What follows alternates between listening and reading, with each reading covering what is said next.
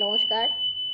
আমি আজকে আমার গল্পের ঝুলি নিয়ে চলে এসেছি আমার চ্যানেলে। সবাইকে স্বাগতম জানাই। Welcome my channel. আজকে আঞ্চলিক গ্রামীণ জীবন গল্প।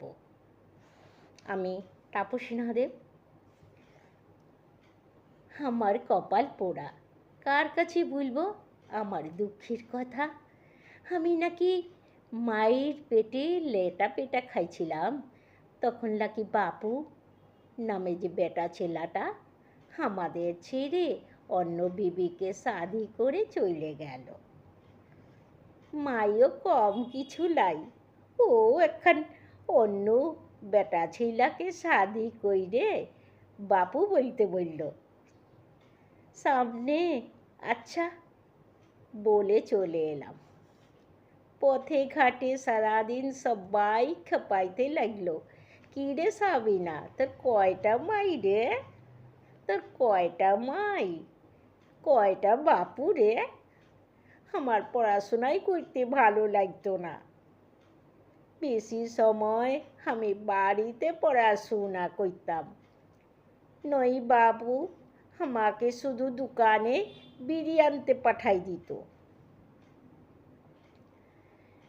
লেখাপড়াই করা ওদের ভালো লাগতো না, আমার লেখাপড়া করা ওদের ভালো লাগতো না। তবু আমি ঘরে চালে বসে পড়তাম। পরীক্ষা পাস করলাম। মাই বলল তোর আর পড়াশোনার কাজ লাই রে, এবার বিহা কর। আমি স্কুল পানে যাইছিলাম আর মাস্টারটা আমাকে হাঁক পারল, ওই সারিনা, ও সারিনা, শুনে যা, শুনে যা, একবার এদিক পানে আয় দেখিনি। শোন, তোর লেগে এখানা জামা আছে, এখান জামা আছে, লে পরে লে জামা খান। আমার বইনের ছিল বটে, তোর কষ্ট আর দেখা যায় না রে, তোর কষ্ট আর দেখা যায় না, ছেঁড়া ফাটা জামা পইরে থাকিস। সারবিনা কাইন্দাই দিল। মাস্টার মশাই আমার কি করব বলো, আমার বাপু লাই মাই दूसरा বিয়া করে শাদি করে दूसरा বাপু নিয়ে এসেছে, আমাকে কিছু দেয় না। সাবিনা মিছা কথা কইল আর কাইন্দেই গেল। মাস্টার বলল আমার কাছে থাকবি, তুই আমার কাছে থাকবি, আমি পড়ালেখা করাইব। অমনি বাপু আসলো আর চুলের মুঠি ধরে নিয়ে গেল, মারতে মারতে নিয়ে গেল, মারতে মারতে নিয়ে গেল। ঘরে নিয়ে বলল তোর মাই কামে যায়, তুই আমার কাছে কাম করবি, বাসন মাজ, রান্না কর, খানা পাকা, পড়ালেখা করতে হইবে ক্লাই। আমার জামা ধুইয়া দে, আমার পা মারাই দে, পা মারাই দে, পা মারাই দে, দেখ দেখিনি তোর জন্য সুন্দর জিনিস কিনে নিয়ে আসবো।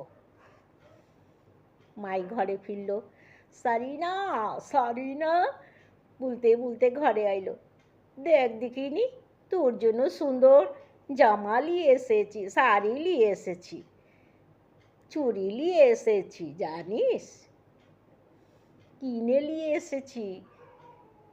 মাই তাই? সত্যি বলছিস?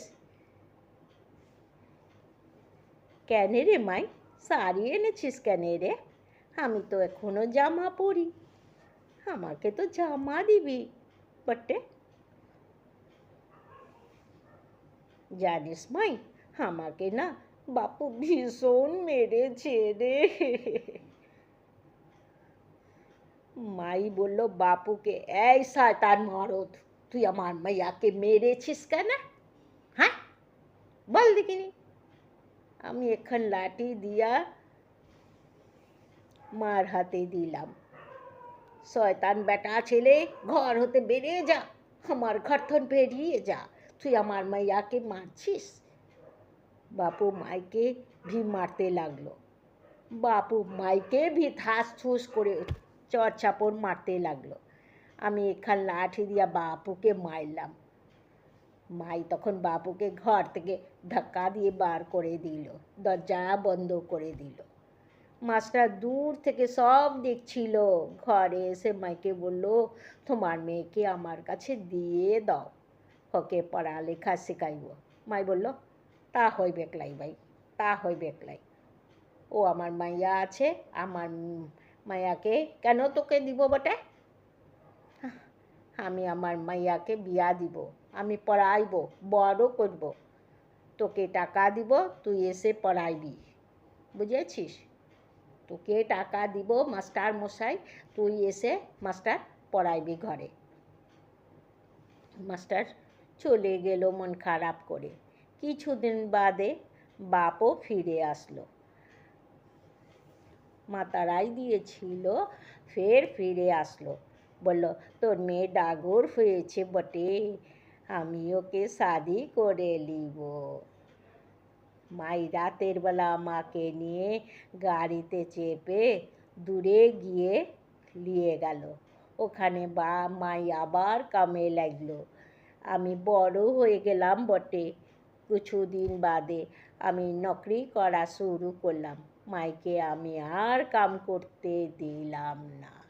বললাম, মাই তুই অনেক কষ্ট করেছিস, তুই আর কাম করিস না, সারাদিন খুকুর খুকুর করে কাশছিস, কত আর কাম করবি বল?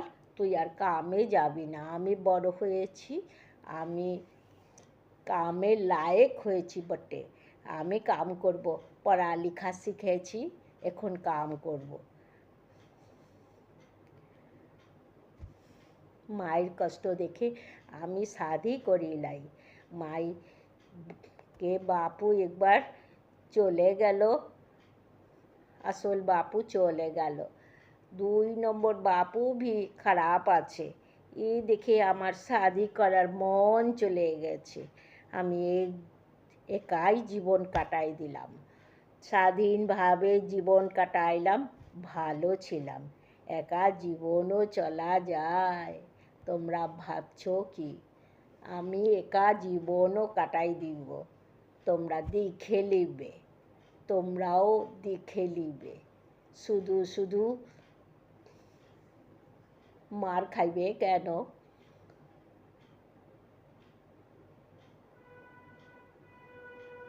আপনি কাম করো, আপনি খাও, আপনি স্বাধীন থাকো। একা একা থাকলে কিছু হবে ক্লাই। ধন্যবাদ। আপনাদের যদি ভালো লাগে তবে আপনারা আমাকে সাপোর্ট করবেন। আমার নিজের লেখা এটা নিয়ে আমি তাপসী নাহাদের। আর যারা নতুন এসেছেন, নতুন গল্প, নতুন কবিতা পাওয়ার জন্য সাবস্ক্রাইব করে দেবেন, বেল আইকনটা বাজিয়ে দেবেন, একটা লাইক কমেন্টস করবেন। যারা পুরনো আছেন তারা লাইক কমেন্টস অবশ্যই করবেন। অসংখ্য ধন্যবাদ। নমস্কার।